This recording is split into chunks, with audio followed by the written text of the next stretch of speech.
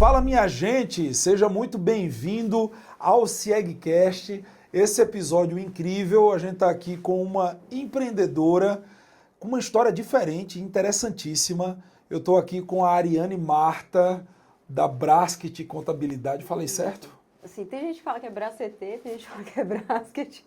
Estou falando certo. E você chama de... Eu falo mais Bracetê. Bracetê? Então tá bom. Seja muito bem-vinda. Obrigado por ter topado o convite. Obrigada. Agora me fala, como é que você é tão jovem e está tocando um escritório de 50 anos de história? É um desafio muito grande. Na realidade, eu entrei muito nova, né? Então não tive muita opção de carreira. Meus pais não tive muita oportunidade. Então nunca testei outra coisa. Eu trabalho desde muito nova. E hoje eu tô com 33, eu tenho uns 16, 17 anos. E é um desafio muito grande, né? Porque eu sou a terceira geração. Estatisticamente já é muito difícil, né? Empresas, acho que terceira geração chega a 10%, 8%. E é uma história, um legado, tem toda a questão familiar também, né? Que tem muita representatividade, então de vez em quando tem uma pressão grande ali. Mas, ao mesmo tempo, mudando também, né? Com o tempo. Hoje é um escritório bem diferente daquilo que eu entrei. Então. Eu imagino assim que seja um desafio por diversos aspectos. A gente vai falar ainda sobre negócios digitais, sobre contabilidade digital, a contabilidade online, a gente vai falar sobre e-commerce e aí a tua área de especialização, né? Mas eu queria entender o seguinte, você pega um escritório no modelo 100% tradicional, que nasceu há 50 anos atrás, que tem aquela cultura toda do contador entregar, de fato, as obrigações, né, de ser um braço ali para que o empresário ele possa estar legalizado perante o governo e tal. E aí, daqui a pouco você está mudando para a tecnologia, para a estratégia, para trazer indicadores de negócio, voltada para negócios digitais e tal. Como é que aconteceu essa... Eu não sei se é uma ruptura ou é uma transição. Eu queria que você me explicasse como é que essas realidades convivem hoje. Hoje, assim, não é um processo tão rápido, né? Foi um processo que durou bastante tempo e tem vários desafios, né? Um da própria profissão, outro que é familiar. Foi muito difícil para os meus pais entenderem o movimento que eu estava fazendo. Eles trabalhavam num modelo de, cada um cuida de um setor. E acho que existe uma distância, né? Tem muitos escritórios de contabilidade que não se veem como empresa, né? Eu falei, nossa, eu não quero liderar um setor, não quero ser uma especialista no fiscal, no contábil. Eu quero, de fato, tocar uma empresa de contabilidade, que a gente presta serviço, mas tem um pouco mais de qualidade de vida que eles dois, que eles trabalhavam de domingo a domingo, né? Então, teve esse choque familiar também. Mas a tecnologia... Eles tinham esse perfil mais operacional tinha, também? 100%. Tanto que meus pais falaram, acho que bom você casar com alguém na faculdade, que aí vocês dividem. Entendi. Fica 2 setores para cada um. Falei, que legal, não, muito boa sua ideia, só que não. Eu falei, não. Então, teve esse choque deles não entenderem o que eu estava fazendo. E aí, quando entra a parte de tecnologia... É muito difícil porque você não acerta de primeiro, então eu tentei implantar várias coisas que não deram certo e aí teve aquele desgaste, mas quando deu certo eles começaram a ver realmente a produtividade mudar. Então quando, por exemplo, nota fiscal, quando eu entrei, eu estava na área fiscal, eu lembro que a gente fazia os fechamentos quinzenais, a cada 15 dias, porque o volume de nota era muito grande. E a gente sempre foi uma contabilidade que atendeu o comércio, né? Então, a gente recebia os malotes com as notas fiscais e fechava a quinzena. E aí, se acontecia do cliente atrasar o movimento, a gente tinha que trabalhar sexta, sábado, domingo para dar conta. Então, a primeira coisa que muda, por exemplo, quando a gente colocou a captação de XML, é que isso já não acontecia. Então, eu não precisava trabalhar sábado, não precisava trabalhar domingo, e não existia aquela dependência tão grande e até física do movimento, né? E aí, com esses resultados, com o resultado você convence, né? Lógico. Já vai botando mais fé, já vai deixando. E acho que o momento, assim, que teve mesmo uma ruptura foi a questão de deixar de atender outros nichos. E aí foi mesmo uma aposta, né? Eu fiz umas contas, falei, olha, a gente vai deixar de ter essa receita, mas vai deixar de ter esse gasto. Vamos ver o que dá, e acabou que deu certo. Então, mas aí só para entender, nesse movimento, por exemplo, porque, cara, quando a gente fala de ruptura, você pode criar diversos traumas ali, né? Então, literalmente, você abriu mão de alguns clientes? Foi isso que aconteceu? Então, por exemplo, terceiro setor a gente tinha bastante. Então, esse foi o primeiro, assim, que eu juntei a carteira, conversei com o escritório que era especializado nisso, né? Então, teve uma troca, e aí a gente nunca mais atendeu o terceiro setor. Você vendeu a carteira, então? Ou você trocou hoje cliente? Eu acho que eu doei, né? Mas você acha que eu achei você que eu tava vendendo. Entendi. Foi bem baratinho. Entendi. Mas, sim. Mas valeu a pena do ponto de vista operacional, então. Valeu. Porque aí a gente entendeu o que a gente fazia muito bem e realmente quando a gente foca, expande. Hoje pra gente é muito tranquilo falar não, a gente não atende, eu não tenho a mínima noção mais como se atende. Na época foi uma dor, mas foi uma aposta que deu certo. Sim. Agora, com relação a esses clientes especificamente, você não gerou nenhum ruído para que de repente resvalou na sua marca? Ah, essa empresa não quer mais me atender e tal? Ou foi tranquila essa Não, assim, transição? tem cliente que fica chateado, mas era um grupo que a gente tinha um relacionamento muito bom, muito próximo, e acho que eles entenderam mesmo que era... E a gente fez também muito... Não foi nada, amanhã você tá fora. A gente fez bem, com bastante tempo de aviso prévio, foi uma troca muito sutil, né? Uma transferência muito sutil. Então foi bem tranquilo, nesse ponto não teve não. Agora, com relação ao time, eu fico curioso porque com 50 anos de empresa tem muita gente que você carrega, né? E que viu essa transformação toda acontecer. Alguns querem fazer parte disso, outros nem tanto. Como é que foi isso do ponto de vista do time? Hoje a gente tem uma pessoa que tem 30 anos de casa, o restante tem uma média ali de 10, 8 anos e agora tem um pessoal muito novo, né? Então, com a mudança, eu fui criando áreas que não tinha antes, né? Então, administrativo, financeiro, comercial, marketing, RH, tudo isso eu criei, não tinha antes. Então, é pessoal todo novo. Mas a maioria não ficou mesmo. São poucos que estão que conseguiram se adaptar, né? Que entenderam a proposta. Mas eu acho que não é só uma mudança que aconteceu com a nossa empresa, né? Eu acho que é o profissional que trabalha com contabilidade, ele tem que ter essa resiliência, né? Tudo muda toda hora, tem uma obrigação nova, um sistema novo, uma coisa nova. Então, um profissional que ele se acomoda muito, ele não ia fazer sentido mesmo. Mariana, mas você não acha que a sua visão ela é diferente se tratando do contador? Porque é o seguinte, é engraçado você falar isso porque eu nunca pensei por esse ângulo. A profissão contábil, enfim, a legislação está mudando o tempo todo, né? A forma como você declara as suas obrigações, seus impostos, isso tudo está mudando o tempo todo, né? Os sistemas mudam, a legislação muda o tempo todo, mas quando a gente fala de inovar na gestão, investir em marketing, mudar processo de gestão de pessoas, por exemplo, aí existe uma resistência absurda, né? É engraçado essa dicotomia. Para mim nem faz muito sentido, porque agora, por exemplo, os próximos 10 anos, reforma tributária, não tem como você... Os processos vão mudar, tudo vai mudar, a gente vai ter que estudar tudo de novo. Para mim não faz muito sentido. Isso é uma coisa que eu falo muito lá pro time, né? A gente tem que estar acostumado com a mudança, com a gente se adaptar muito fácil. Foi um desafio, por exemplo, quando a gente começou a atender outros estados, mesma coisa. Então a gente tem que se adaptar àquele novo estado, aquelas regras, a gente tem que correr atrás da informação, que a gente não sabe, a gente tem que descobrir. Então isso está muito enraizado na nossa cultura mesmo, não ter essa estabilidade, assim, não é muito confortável.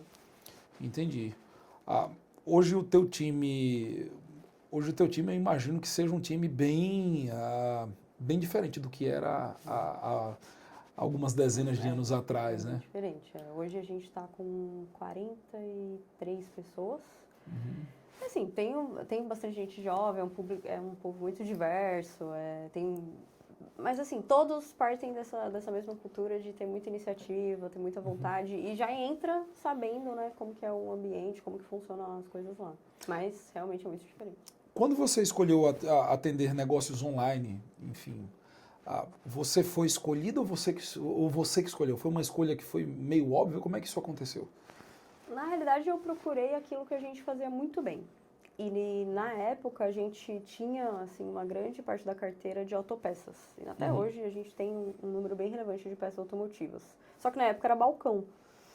E aí eu falei, nossa, vou focar nisso aqui. Só que coincidentemente, até hoje, peças automotivas está sempre em uma das categorias mais vendidas pela internet, pela marketplace, etc. Então foi um nicho que começou a migrar para o digital.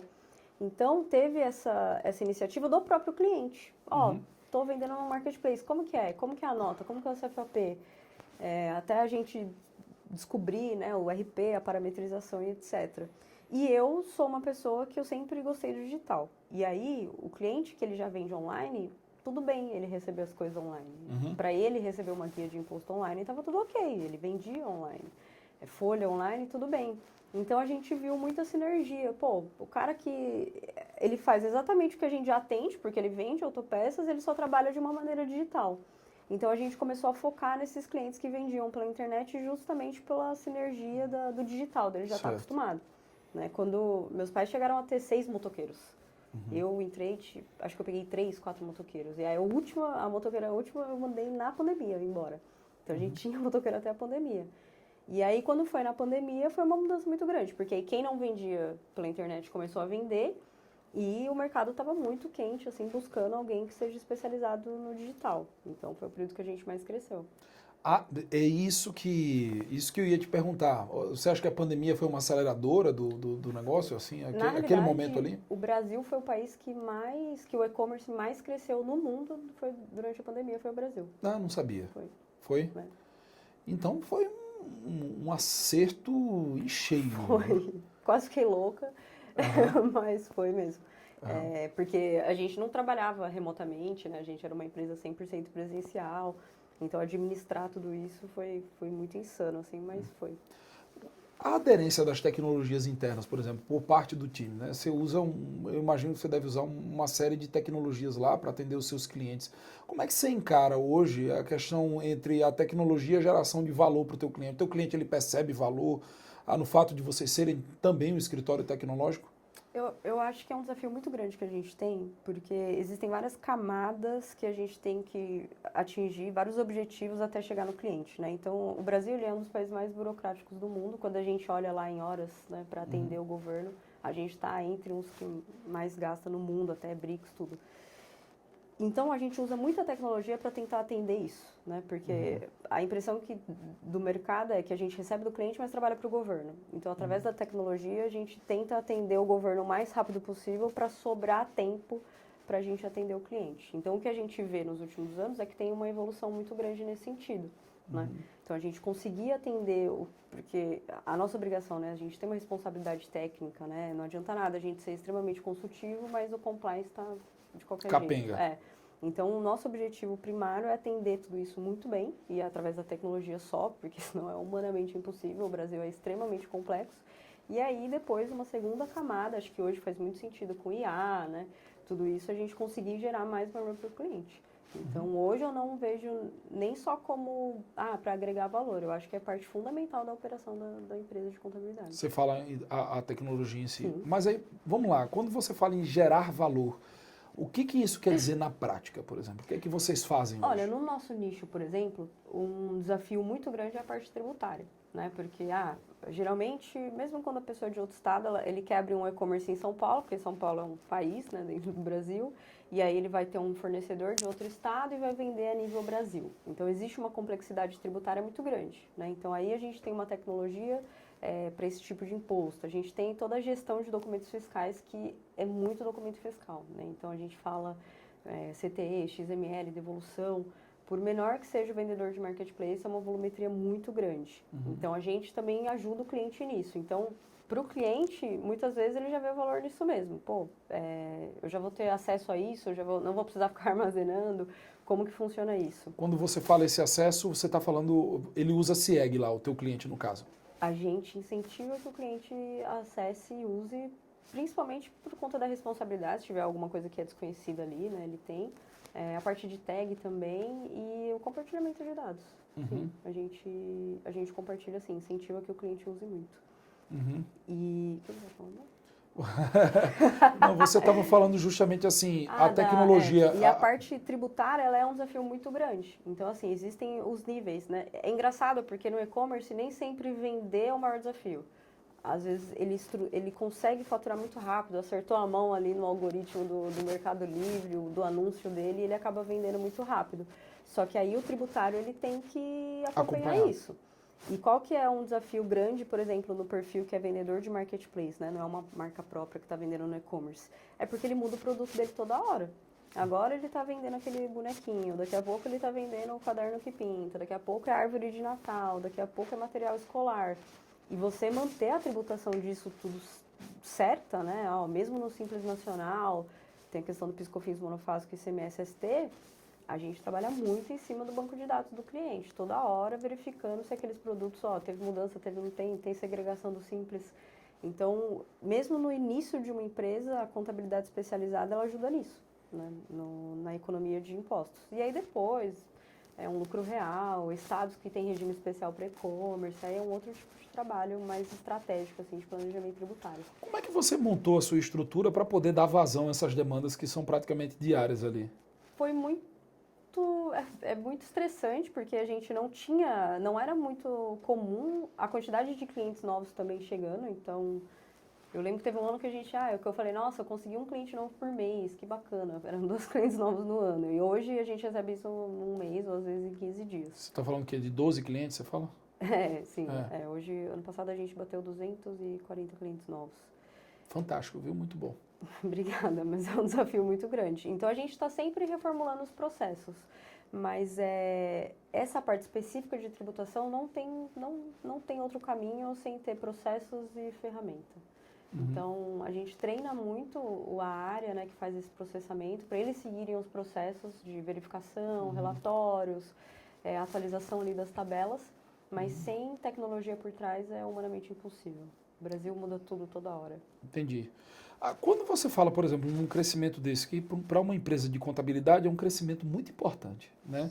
E é uma coisa que o negócio contábil, atualmente, da forma como ele está desenhado, à medida que você cresce a carteira e você aumenta a quantidade de trabalho, inevitavelmente você vai ter que aumentar time também. Pelo menos enquanto não houver simplificação e a tecnologia ela não for 100% autônoma, a gente vai ter que aumentar quase que na mesma proporção ali. Como é que você faz isso? É um desafio muito grande que eu tenho, que inclusive quando a gente faz, né, o planejamento estratégico, na virada do ano a gente teve muito isso, que eu falei, nossa, eu tenho uma angústia grande de fazer um planejamento, que eu dependo de pessoas que nem existem, nem conheço ainda, eu preciso dessa mão de obra. Então, o que a gente teve que fazer? Montar um funil de contratação, assim como existe um funil comercial. Então, por exemplo, eu verifiquei que o ano passado eu contratei alguém para o fiscal a cada 3 meses. Então, essa é uma vaga que eu tenho que estar 100% do tempo aberta, porque é o mesmo tempo que eu demoro para achar alguém e essa pessoa rampar e estar, né, na operação. E aí a gente começou a fazer um trabalho de atração mesmo no RH. Então, tem vagas que estão sempre abertas. E o RH, ele tem ali as metas dele de fazer uma busca ativa. Então, hoje, por exemplo, eu não tenho uma vaga aberta, mas o RH está fazendo entrevista, está vendo quanto que o mercado está pagando, conhece fulano, conhece ciclano, um trabalho muito ativo no LinkedIn. Então, o que a gente faz hoje é isso, ter um olhar como se fosse um funil de marketing mesmo. Captar mão de obra está quase igual a captar cliente. Só que para recrutamento e seleção. Exatamente. Entendi.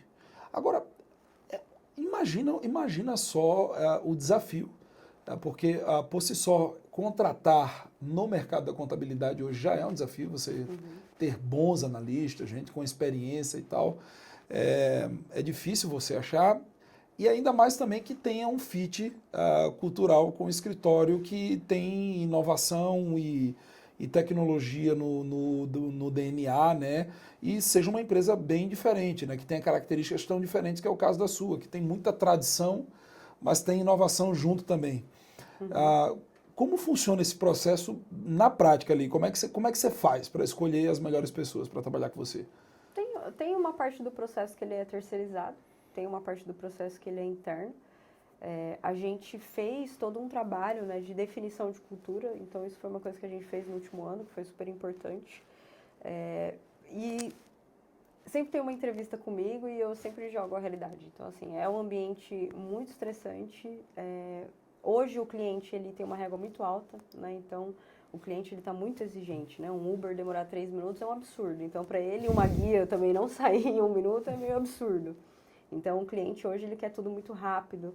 Então, numa última entrevista assim, se não sou eu, é o gestor direto, eu sempre falo, joga a real. Quais são as expectativas, o que é, mas por outro lado a gente tenta compensar com um ambiente muito agradável que a gente tem, um ambiente muito diverso, a gente dá muita liberdade, mas em troca tem que ter muita responsabilidade também. Hoje é um ambiente híbrido, né? Então a gente tem ali todas as regras e por enquanto tá tudo certo, mas é um desafio mesmo, não só pela profissão por si só, porque tem hoje em dia cada vez menos interesse nas pessoas em estudarem contabilidade, e o nosso tipo de atividade é complexo, né? Então, às vezes, eu sou analista numa contabilidade que atende serviço.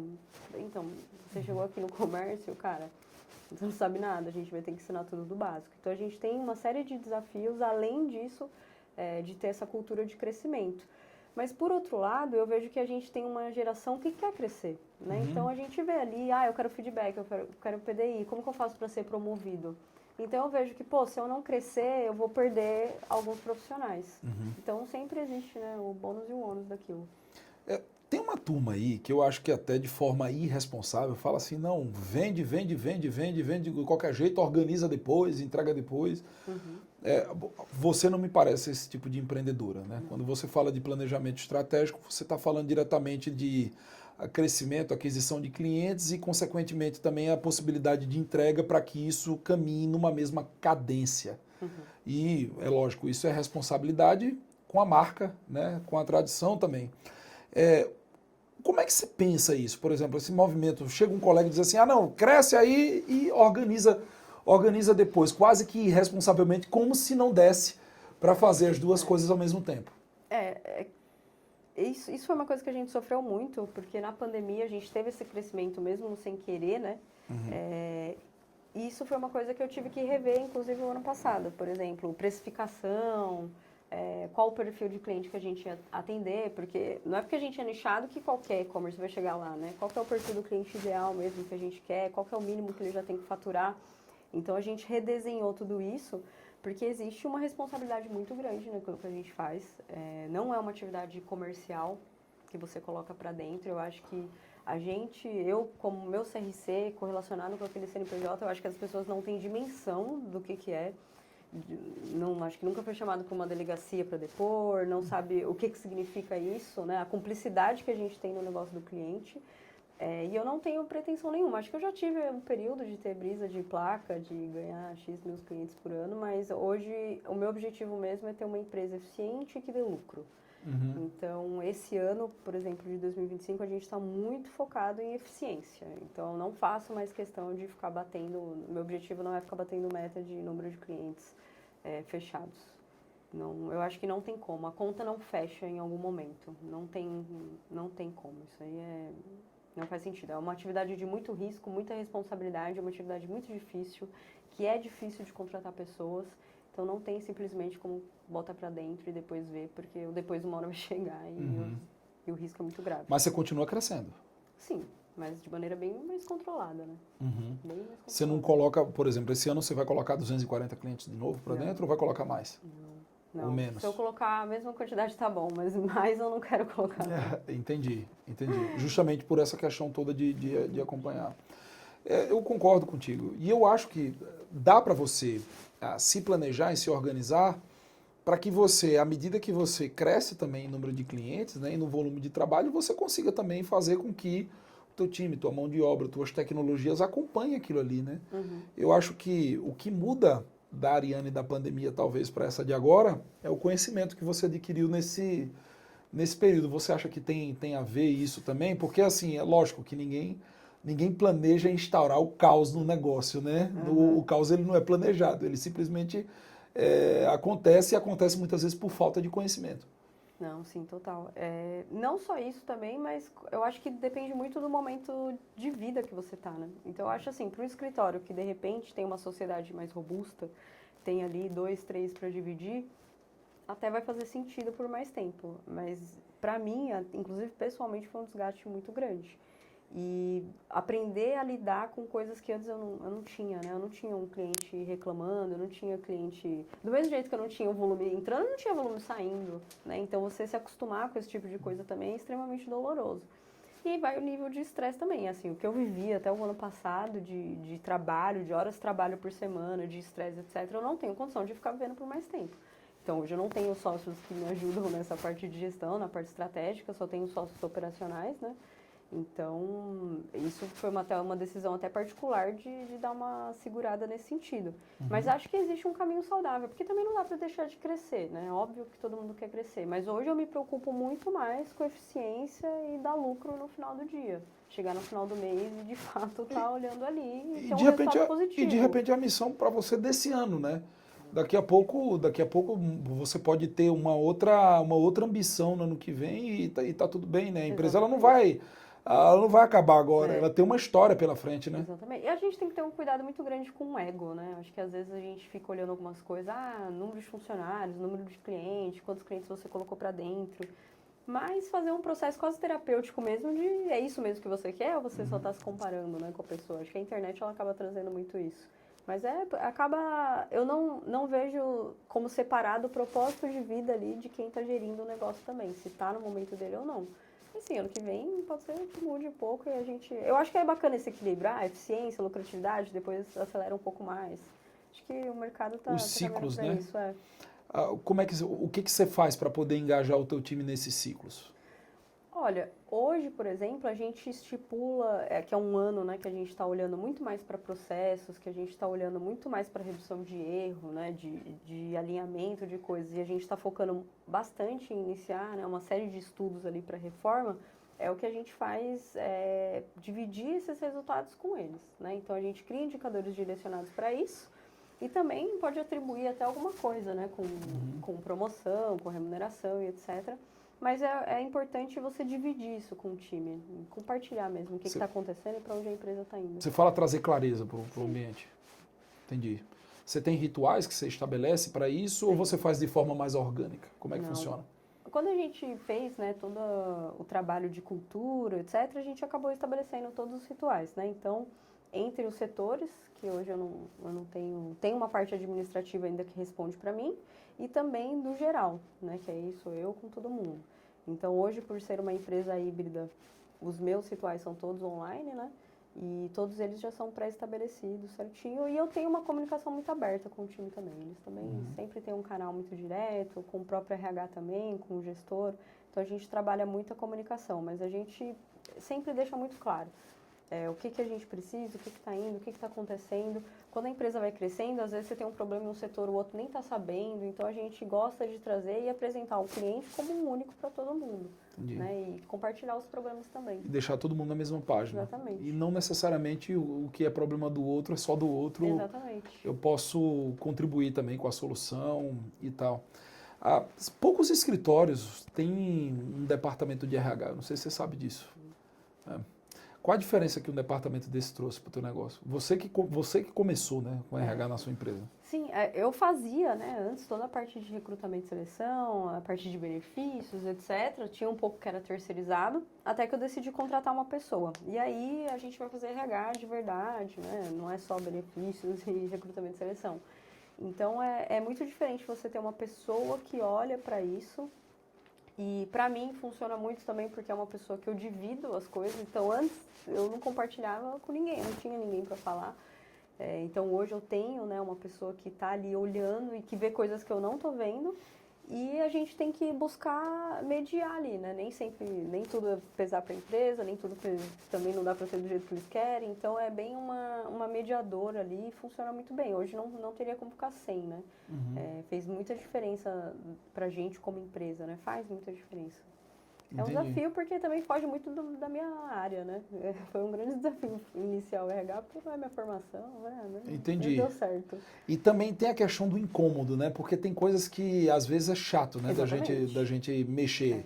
Entendeu? Às vezes a gente se apaixona um pouco pelo negócio e a gente escuta uma crítica de quem está com a gente todo dia. É um exercício de maturidade, né? Você deve ter passado por essa fase, né? Eu acho que existe assim, quando você tem uma pessoa no financeiro, quando você tem uma pessoa no RH, são geralmente posições que às vezes as pessoas te contrariam, né? Pensam diferente, ou traz uma opinião do time que de repente para vocês eles não iam falar, mas para o RH falou, aí eu fico sabendo, então... É um processo um pouco doloroso, mas faz parte. Mas você já deve estar acostumado com esse tipo de pressão, né? Estou. Sucessão também não deve ter sido fácil, né? Não. Assim, eu nunca cheguei a trabalhar com meu avô, trabalhei com meus pais, mas foi, assim, bem difícil a relação. Meu pai fazia um escritório muito coxinha, assim, não podia ouvir música, não podia acessar site tudo proibido, uniforme. E aí eu saía da escola e ia trabalhar e falei, não, eu quero ouvir aqui música. Então a gente brigava muito, eu e meu pai, mas depois deu certo, assim. Acho que depois de se provar mesmo, ele botou um pouco de fé, mas no começo foi difícil. Não, mas ele ainda está no dia a dia ou ele já gosta saiu? de ir, mas eles já são aposentados. Agora minha mãe ajuda, por exemplo, no imposto de renda, ela gosta, assim, mas de operação mesmo os dois estão bem fora já. Entendi. Vamos lá. Tem muitas empresas de contabilidade que passam por processo de sucessão, né? E eu acho que esse é um tema interessante para a gente falar sobre isso. Você que é a sucessora, quais foram os aprendizados que você coletou e que talvez você teria feito diferente de alguns anos atrás nesse processo todo? Eu acho que principalmente quando eu era mais nova, você é muito passional, né? E eu acho que até em momentos que eu estava certa, eu acho que você tem que ter um cuidado para você não prejudicar a sua relação familiar. Então, eu acho assim que teve pontos que eu queria muito, que eu fui muito para cima e de repente acabou afetando até a minha relação fora do escritório ali, porque ainda para ajudar, meus pais são separados, né? Então teve um divórcio aí no meio do caminho. Entendi. Mas eu acho que eu poderia ter tido um pouco mais de paciência, cuidado no que falar. Acho que quando eu era mais nova eu perdi um pouco a mão nisso, eu era mais estressada.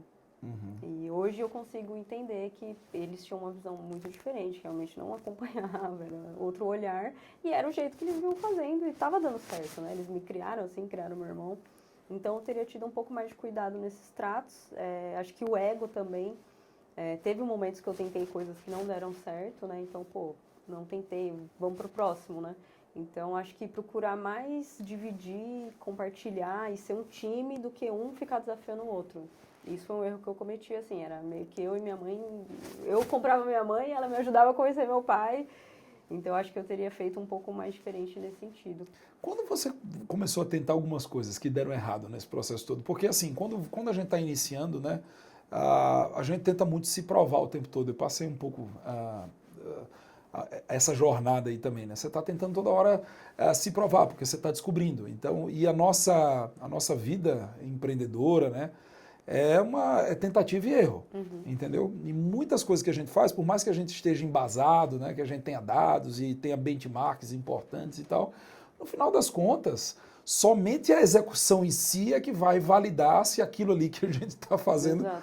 vai dar certo ou vai dar errado, né? Conta um pouquinho de uma experiência aí que você fez algo que deu errado, e, enfim. Uma das coisas assim que eu tive muita dificuldade foi implantar uma ferramenta de gestão de tarefas. Então isso foi um desafio muito grande. E eu tive que aprender errando, porque eu não tinha tudo mapeado e, obviamente, que nenhuma ferramenta ia dar certo, mas eu sabia que era importante, porque eu não conseguia mais controlar as coisas no painel. Uhum. Então, tentei por muito tempo e deu errado, e gastei dinheiro, implantação, não sei o quê, Quanto tempo você passou tentando implantar? Olha, eu considero que hoje está implantado. Ah, é? Você começou a implantar com... Assim, a gente foi Você passando... está com a mesma ferramenta, não? Não, Ou você não, foi trocou? mudando ao longo dos anos. Ah, tá. Mas eu demorei mais de 2, 3 anos até encaixar uma e hoje, aí eu fui buscando coisas melhores, hoje a gente tem uma mais completa. Mas esse foi um grande desafio. E pro meu pai eu tava gastando dinheiro, mas na verdade também faltou por parte dele a sabedoria de falar, meu, de repente a gente precisa fazer um trabalho de mapear mesmo aqui na mão, entender o processo, entender como que o cliente vai receber isso, para depois sim colocar uma tecnologia. Então acho que esse foi um trauma assim que a gente teve, porque eu não tinha como ficar controlando as coisas via Excel. E se o cliente mandou e-mail ou não, era humanamente impossível. Se você escreveu o e-mail do cliente certo, não tinha como. E um outro foi quando o volume de cliente novo começou a entrar. Então, com mais cliente entrando, o time ficou estressado e aí, obviamente, a entrega caiu alguma coisa. E meu pai, que não era acostumado a perder cliente, falou, meu, tô perdendo cliente por sua causa. Então, foi outro momento de estresse grande, até ele entender, né, também a naturalidade disso. Pô, ele conhecia todos os clientes pelo nome, né, ele que fechava, então... Para ele foi bem doloroso esse processo assim da pessoalidade, mas hoje Sim. é tranquilo.